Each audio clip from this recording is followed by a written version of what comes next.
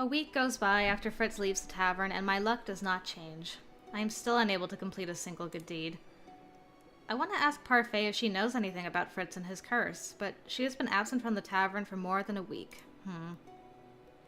When I asked Delora why Parfait was missing, all the witch said was that Parfait was busy dealing with the rapid spread of the Fairytale Curse.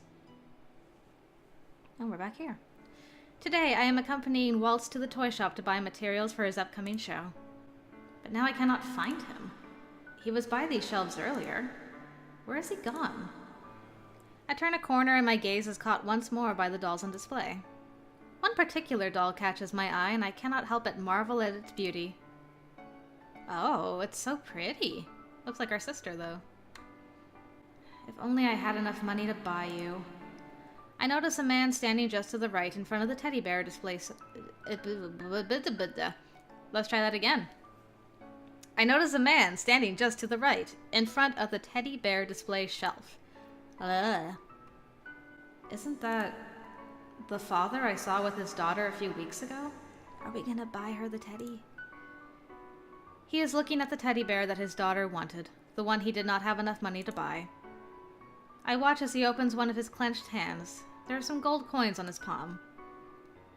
I glimpsed the price tags of the teddy bears earlier, and I am certain that the man does not have enough money to afford the one he is eyeing. I thought I'd have saved enough by now. Now what do I get her for her birthday? The man heads for the next shelf over. He raises a hand to rub at the back of his neck. I walk over and pick up the bear the man was just looking at. It is very soft, and somehow comforting to hold. I can see why the girl liked this one. I begin to move toward the counter without realizing. Oh, Lucette! Such a good deed. I hold the teddy bear to me with one hand and reach for the bag of coins with my other. The king gave me this money all those months ago, but I never used it. If I buy this bear, I will be completely broke. Miss? Could you wrap this for me? Of course. After she has finished wrapping the bear, I turn to search for the father. Seems he is no longer in the shop. Darn. Has he left? Wow, that's a big toy you got there. Waltz appears with a bright smile on his face. He leans forward to inspect the package I'm holding. I need to find him. Who? I'm sure he hasn't gone too far yet. Hey, wait! Sorry, Waltz. Bye, Waltz. Where is he? Oh, hi. Princess, where are you going? There's no time to explain. Don't say that, because then people just say, no, you make time to explain, and then you waste more time arguing. Just explain. There's someone I need to find. Did you happen to see the man eyeing the large teddy bear earlier? I think I caught a glimpse of him. Why? We need to find that man. I must give this to him. I'm about to run off into the crowd when I feel Waltz's hand on my sleeve. I turn to snap impatiently at him, but find my annoyance dying at the expression on his face. Look, I don't know what's going on, but if you're on a mission, I help you, girl. Look, I'm not entirely sure of what is happening, but I'll help you. But you have to stay with me. We shouldn't be separated in this crowd. Fine. Waltz keeps his pace with me as I almost break into a run. Good, we took time to explain. It will be difficult to find that man with all these people around. But we should at least try. Oh no, Waltz and I searched for hours, but we never find him. I do not even know his name. We can try again tomorrow. It's going to be dark soon. But it's her birthday. Who? I ignore Waltz. In the brief second that I close my eyes, I can see the man's pained expression in my mind. I sit down on a bench and clutch the wrapped bear to my chest. He wanted to buy this bear for his daughter's birthday. Because he loves her. Aww, Lucette, you're breaking my heart, girl. A familiar ache flares up in my chest. I've spent my whole life wanting the king to treat me the same way that man treats his daughter. Lucette, I promise you we'll look again first thing in the morning. guess there's not much we can do. Waltz and I head back to the Marchen, but the weight in my chest slows me down. It's not like you to be this sad for a stranger. You've changed. Have I? Welcome home, Papa! The girl's voice is familiar. I whirl on my heels and stare at the little girl in the doorway of one of the homes. I had thought we were too late, but we found them! The little girl runs from her home to wrap her arms around her father, who picks her up and pulls her into a tight hug. I'm sorry I'm late, sweetheart. But you're here now. Mama, Papa's here! We can start my birthday party now! The girl wiggles out of her father's embrace and runs back into the house excitedly. The man is carrying a small box in his hand, wrapped neatly with a ribbon. He looks down at his gift and sighs. Before he can go inside the home, I walk toward him and tap him on the shoulder. Excuse me. You were in the toy shop earlier. I was. We've been looking everywhere for you. For me? He looks first at me, then at the package I carry in my arms. Can I help you with something, miss? I heard that it was your daughter's birthday today. She's turning 7 today. But why? Here. It's a sack. This is for your daughter. This is... the toy you wanted to buy for her. Take it. No, I can't possibly... Just take it. The man seems to be in too much shock to reach out for the teddy bear. He shakes his head in wonder. You don't even know who we are. Why would you do something like this? I've been asking myself that all day. You love your daughter very much, don't you? She is my life. She and my wife. But I cannot pay you for this. Papa, why are you taking so long? The girl is suddenly at the door again, her wide eyes staring right at me. Who are you? The little girl clings to her father's legs. She looks curious, but not afraid. I do not know what to say.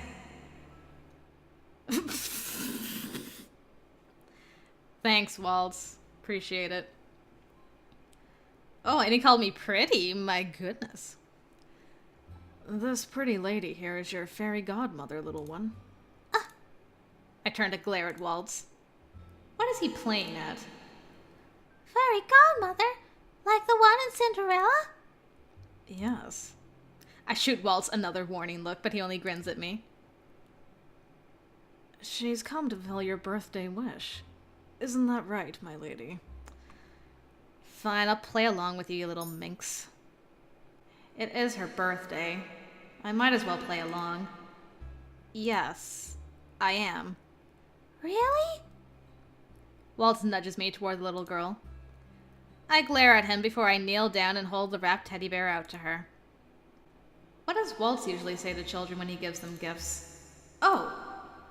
You have been a very good girl. This is for you. The girl reaches out and takes the bear. Her eyes light up as she stares at it. Is this the teddy bear? I nod and the little girl squeals, twirling around with the wrapped teddy bear tight in her arms. Then suddenly she puts the bear down and throws her arms around my neck. Aw.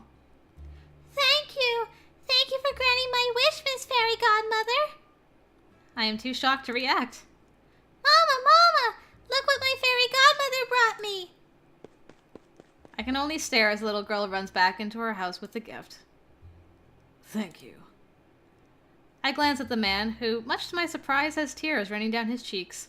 He is still somehow smiling through them. I will never forget your kindness. He dips into a short curtsy bow, then disappears into his home. Oh, good deed! Yay, Lucette, that was so good. That's like the best good deed you've ever done. This is a piece of the glass slipper. Your first good deed. I stare in disbelief at the hovering piece in my hand. One moment it is there, the next it has been swallowed by a bright light and is joined with my pendant. Aw, she's smiling! I cannot believe it. Waltz, Waltz, look! But Waltz is not looking at my new pendant. He's looking at your radiant smile. He's looking at my face, his gaze enraptured. What are you looking at? You just smiled. I did? It's as beautiful as I remember. Aww. I feel slightly embarrassed and have no words as I quickly turn my head away. I'm glad that you decided to play along with my story. You made her birthday extra special by making her believe that you were her own fairy godmother. That no matter how tough things are, every child has someone watching over them so long as they're good. My eyes are still on the slipper when I hear an unfamiliar voice behind us.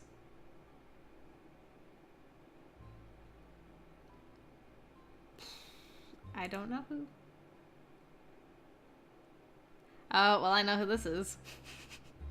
Can anybody say Varg, Varg, Varg? Cinderella's glass slipper, huh? We both turn around to stare at a man standing a few feet from us. He is cloaked in darkness, but I can still make out his cocky grin. Hello, princess. It's dark. Ah. To protect and defend. That is our motto. Some music is going on now. The man starts walking toward us slowly. Waltz moves to stand in front of me. Princess, stay close to me. Varg, my love, I'm so glad you're alive again. Good evening, Princess Lucette. And a good evening to you too, Peter Pan. The man drops into an elegant bow. Allow me to introduce myself. My name is Varg. What do you want, Varg? How do you know who we are? I'd love to stay and chat, but I have more important things to do. The princess is coming with me. Varg takes one long stride toward us. He taps the cane he is holding onto the ground. A surge of light emanates from the cane, then flares out toward us. Princess, go back to the margin. Hurry! Waltz darts toward Varg before I can stop him. Varg raises his cane and twists it in one sharp movement. The light abruptly changes direction and slams into Waltz's side, throwing him some distance away. Waltz! Before I can step away, Varg has lifted me into his arms. How did you do that? He grins at me, almost wolfishly, before darting away from Waltz. No! Princess! Well, here we go. Let me go! No can do, princess. I let you go and things will get messy. What do you want from me? Are you a... I cannot even say the word. My blood runs cold as I consider the situation. Are you a witch? That I am not. Did you expect me to believe you? You just used magic back there. I guess I did. Let me go! I squirm in his arms, attempting to kick and push him away from me. Varg abruptly stops with a grunt to let me down. Ugh. This is my chance! I start to bolt away from him, but he quickly grabs my wrist and pulls me back. Not so fast. Get your hands off of me! I'm not here to hurt you, princess. After what you did to Waltz? He leans in toward me until he can look me in the eyes. Well, he was in the way. Besides, it's not like I killed him. Varg begins walking again, this time pulling me with him. I try to break away from his iron grip, but fail. Where are you taking me? Back to where you truly belong. If there's one thing I've learned from the fairy tales, it's that a princess belongs in a palace. I am unable to stop the gasp that leaves my lips. He stops and turns to me. You've been away from home for far too long, princess. Don't you want to go back? I do want to go home, but I am not welcome there anymore. At least not while I am still cursed. Release her! Yeah, Claude, my dude. Varg releases me just in time to block a sword strike that comes out of the darkness of the trees. Claude! How annoying. I could say the same thing about you. I back away as the two trade blows. Varg uses his cane to defend himself against the man that just emerged from the trees. That man? He's the one who was with Waltz. The man with the sword that helped save me from bandits all those months ago. There's something graceful in the way the man moves as he swings his sword at Varg. He almost looks like he is dancing. The stranger continues swiping the sword, eventually gaining enough leverage to force Varg back. He moves so quickly that it takes all of Varg's reflexes simply to block his slashes. They're so fast. Varg takes a few steps back and keeps a safe distance from the stranger. Impressive. The man gives Varg a lopsided smile as he points his sword at him, the two of them temporarily frozen as they each wait for the other to move first. You are not too bad yourself. Wait, is that? Now that he has stopped and I have a better look at him, I can see that the stranger's features are uncannily similar to Karma's. Karma? But is it really him? Princess, are you okay? I turn my head to see Waltz and Delora rushing toward me. How did you find me? Delora used her magic to track you down. Thankfully, no other witches beat us here. Waltz halts in front of me while Delora advances toward the two men. So what do we have here? Delora, right. Can't say that it's a pleasure to meet you. I have to compliment you all. You did an impressive job hiding the princess from us. It took a while to finally track her down. Finding your so-called tavern was difficult, you know, but I got lucky. How does he know about the tavern? No sooner are the words out of Varg's mouth that the swordsman is suddenly upon him again, posed to attack. Varg blocks his sword a second too late and is forced to back away, clutching his now bloody arm. You talk too much. Sorry, I shouldn't have forgotten my manners in front of royalty. Varg's gaze turns to Delora, a smirk somehow still on his face despite his injury. You have quite an interesting bunch with you, witch. How about joining us instead? We could always use more witches like yourself. Thanks, but no thanks. Too bad. Varg turns to look at me. He holds out a hand and gestures me toward him. Uh-huh. I would come with you, though. Let's just run away forever, Varg. Come with me, princess. You know you don't belong here. I clench my hands into fists as I shake my head. Did you get Mom out of her crystal already? That can't be possible. Your mother won't be very happy with your decision, princess. Especially after all she's done to make sure you'll be a suitable heir. Mother? What are you talking about? But Varg ignores me as he raises his cane. Sorry to leave the party so quickly, but I'll be back soon enough for you, princess. Next time, whether you like it or not, you'll be coming with me. I'm not done with you! Delora throws her hands out, beginning to gather light in her palms, but Varg has already brought his cane down on the ground. Thick smoke envelops the area, making my eyes water. Darn it. When the smoke clears, Varg is gone. That darn cane. Delora huffs in annoyance as she lowers her arms back down to her sides. To think that those witches are using a human to do their dirty work. What was that cane he was carrying? I look up at the stranger, who has sheathed his sword and is walking toward where Waltz, Delora, and I are standing. It's an enchanted item. That cane has been infused with a spell that allows Varg to use magic. Limited magic, but powerful enough to make him dangerous. Well, it is far easier for a human to explore the kingdom without anyone getting suspicious. The stranger stands close enough for me to get a proper look at his face. I can no longer deny the resemblance I saw earlier. Karma? Is that really you? You have good eyes, darling. So this is what Karma looks like as a man. Why does he need to disguise himself as a woman? I open my mouth to ask the question when I am interrupted by Waltz's hand on my shoulder. Are you hurt anywhere? I turn to Waltz and freeze when I notice the dried blood on his forehead. You are bleeding. I'll be fine. I step back and realize that Waltz is standing oddly, favoring one leg to the other. Varg must have badly hurt him. You shouldn't have come here. We have to go back now. Which one should I do? Well, I'll save, but I think we should show concern for our boo. And say, you shouldn't have come here, you should have saved yourself. I had to. It's my fault Varg got to you in the first place. Waltz forces a smile, but I can see the sadness in his eyes. I couldn't protect you at all. I'm so sorry. Why do you keep worrying about me? I'm not even hurt. What if something happens to you? Waltz smiles. He tries with great effort to mask his pain. Yeah, see, we're worried about you, boo. I'm happy that you're worried about me, Princess.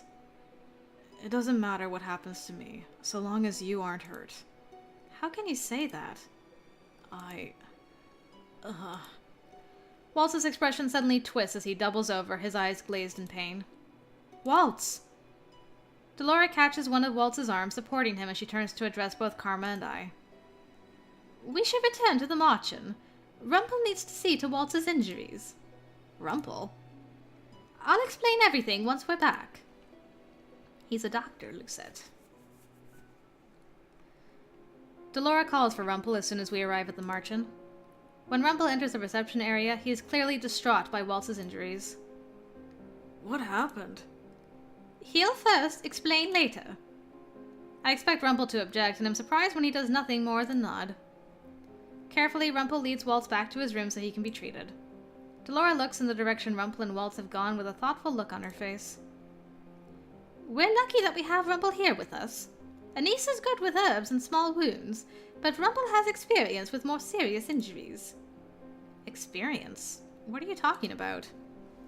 Remember his curse? Rumple is not the only one who does not remember who he is. None of the townsfolk remember his name either. But what about those with the curse? Shouldn't they at least still be able to remember his name? Rumple is an exception to the rule, as he is with many things. In his case, not a single person can remember his name. Funny thing is, they can still recognize him. He ran into someone who called him a doctor today. Even just hearing it brought a memory back. He's gotten one of the chapters of his journal back now. He's quite the proficient doctor. He collects his journal pages by retrieving memories from others that still remember him? What a strange curse. My eyes wander around the reception area and I notice that someone is missing. Where's Karma? Don't worry about him. He's probably changing now. I do not understand why Karma is so secretive about his reasons for wearing a disguise. In another life we knew. I'm about to ask Delora if she knows any of the specifics of Karma's curse when the door to the reception area is thrown open. Princess! Ugh. I'm surprised when Anise suddenly throws her arms around me. She pulls me into a tight hug. Oh, Anise. I was so worried about you. Thank goodness you're safe. She pulls away and begins to wipe at tears that have sprung to her eyes. Why are you crying? Because I was worried about you, silly. She was really so worried she'd cry? Why? I am intensely aware of the awkwardness of the situation. Thank you for worrying about me. Ugh. I had thought the words might do something to ease her worries, but her sobbing only grows louder. Anise? I'll get you something warm to drink. I stare off after Anise before I turn to look at Delora worriedly. Did I say the wrong thing? Quite the opposite, actually. You made her very happy. I did? But she was crying. They're called tears of joy, Princess. I'd be overwhelmed too if you were suddenly nice to me. Miracles tend to bring people to tears. I just said thank you. And that was a kindness in and of itself. No wonder she's so happy. I was being kind? And congratulations, Princess. I see that you've managed to complete your first good deed. My hand moves instinctively to my pendant. I clutch at the new piece that hangs there. I knew you could do it. Delora smiles warmly. For some reason it makes me feel strangely proud. Aw. Parfait walks into the room, startling us both. It has been 2 weeks since I last saw her. Her face is ashen. Parfait! You know that continuously using your magic takes a toll on your body. I have no choice. The witches... Her voice trails off as her eyes meet Delora's. Parfait and Delora look at each other solemnly. The tension in the room mounts as they continue to stare at each other without uttering a word. Eventually, Parfait's eyes wander to me. Keeping her in the dark won't make the situation any better, Delora.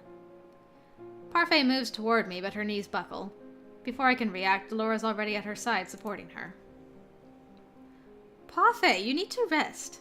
I'll take care of this. No, she needs to hear this from both of us. What is going on? We wanted to tell you about this later, but we can no longer afford to wait. Delora helps Parfait to a chair. I tentatively take a seat opposite the two of them. We're going to tell you the whole truth of the situation. The whole truth? Delora eventually speaks. Do you know why I cursed you, Princess? Some twisted sense of mischief? That's not the whole reason. We needed you to change your ways, Princess. To change how you see the world. If we didn't do something, you were going to end up as merciless and cold-hearted as your mother. What are you talking about? My eyes go to Parfait, but she doesn't meet my gaze. Hildur, your mother, was not always so cruel. Parfait's eyes look wet as if she is about to cry. Why are you speaking as if you knew her? She was my friend. Long before she was the queen, Hildur was like a sister to me. But she changed when the witch hunt started. What does the witch hunt have to do with Mother? Parfait does not meet my eyes, but Delora is looking right at me. Your mother was a witch, Lucette. The most powerful of the witches, in fact. Hildur was the Tenebrarum bearer. My heart drops into the pit of my stomach. No, that is impossible. I've never seen her use magic. She cannot be a witch. That's what she wanted you to believe. You cannot keep something like that a secret. If you try hard enough, you can keep anything a secret. Even from your own family. But how? Delora pauses for a long moment before she speaks. She erased your memories, Lucette. The air leaves my lungs as I struggle to remain calm. Waltz said that Mother ordered my memories to be erased, but are they saying that it was Mother herself who erased my memories? Jagged pieces of memory and thought begin to snap together in my mind. She needed you obedient and compliant. Whenever you acted out, she took that memory of disobedience from you. And it didn't take long at all to mold you into her perfect and unquestioning little doll. I grip my dress without realizing. My hands are shaking. Then I did know Waltz. Mother really did erase my memories of him. How much of my childhood did I lose? Hildur cherished humans before. She was kind and selfless. She was devoted to maintaining the balance between the Lucis and the Tenebrarum. But Hans... Delora moves to place a gentle hand on Parfait's shoulder. It's not your fault. I trusted him too much. He swore that they would only be stories, small fantasies to share with his children. Hildur wanted to turn him away, but I disagreed. I allowed Hans to weave his tales about witches and fairies. The fairy tales? Delora nods.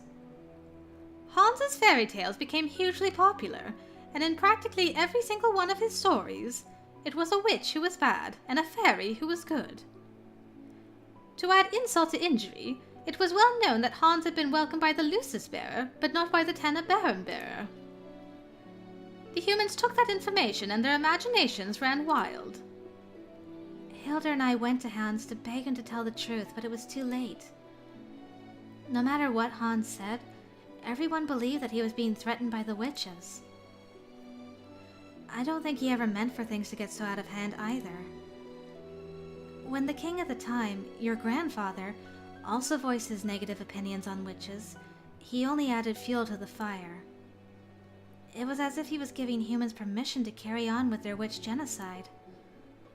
And we could do nothing to defend ourselves. We were bound by our oath to never hurt a living soul. The witch hunt lasted for years. Most of us were slaughtered. All witches are bound to the Tanabarum bearer through the Tanabarum itself. Hilda felt each of the deaths like it was her own. It drove her mad. And she broke our oath. She killed the king, your grandfather. Wow. Well, there's a new piece of information that I didn't know before. Mother killed my grandfather? As Hilda's power kept growing, more and more good witches were corrupted through her influence on the Tanabarum. I tried to stop her, but she was already lost to reason. Hilda wanted to take Angielle for the witches. She wanted to take revenge on the humans for what they had done to all of us. And since your father was next in line, Hilda forced Gennaro to marry her so she would have a legitimate claim to the throne. And she did it even though she knew he loved another woman. The very woman who sits on the throne today. Ophelia? Delora nods. The king has always loved Ophelia? Hilda created the Fairytale Curse to punish the humans.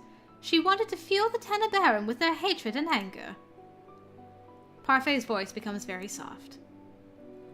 The balance between dark and light was lost. While Hilda lived, Angielle was a place of grief. I can feel an impending headache coming. Well, I don't blame you, girl. They just, info dumped you so hard.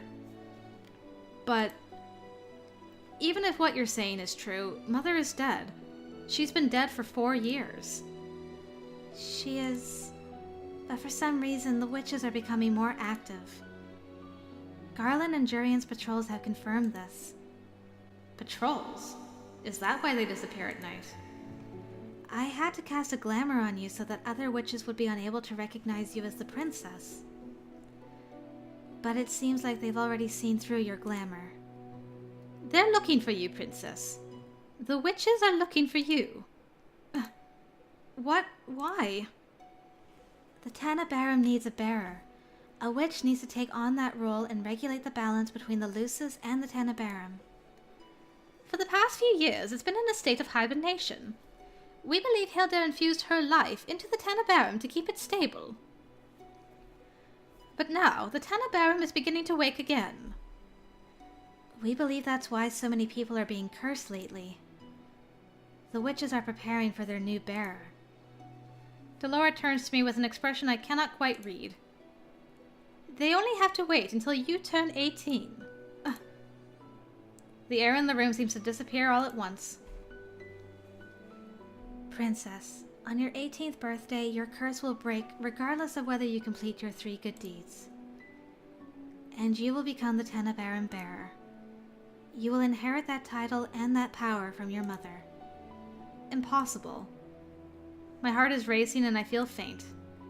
Even if Mother was a witch, I can't use magic at all.